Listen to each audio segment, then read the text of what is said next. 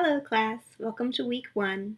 You can review the unit objections and the task list for week 1 below.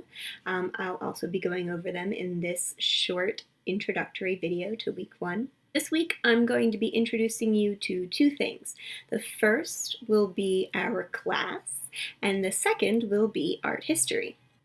The first thing that you might notice in our modules page for week 1 is that the modules are set in a certain order, and you need to complete these tasks in that order in order for the next task to open up. Some items you just have to view, and you'll go back to the modules page and you'll see that the next material is available to you. Some module tasks you need to mark complete, and in others you actually need to contribute, like for example in our discussion board. I have set this up in a certain order for the first couple of weeks because it's a little overwhelming. The first couple of weeks in a class, you're not really used to how I do things. So I've curated it in a certain way.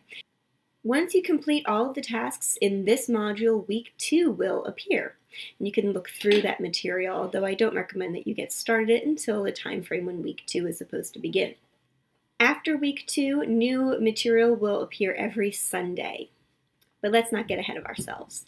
This week, first things first, I want you to view and read our syllabus and our weekly schedule. You may want to print these out for reference later or save them to the desktop so you can open them up and refer to them for course policies and assignment due dates. After you view these two items, you will be allowed to take the syllabus quiz.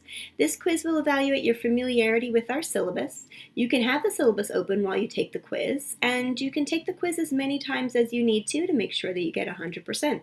Be sure to review my feedback after each question, especially if you get a question incorrect. At the end of the quiz, you will have to sign your name under our quote-unquote sign your name underneath our academic honesty policy. This is really important to me, and it's important to your school.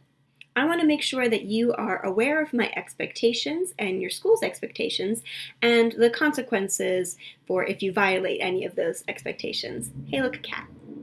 On the lighter side, after you take the quiz, you will have an opportunity to introduce yourself to me and to your fellow peers in our introduction forum. Feel free, if you're tech savvy, to record a little video like I do, or you can just write out a quick blurb about yourself.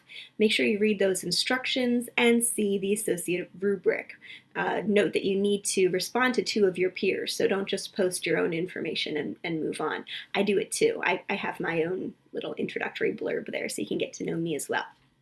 After the introduction and the syllabus quiz, we're going to move on to some art history.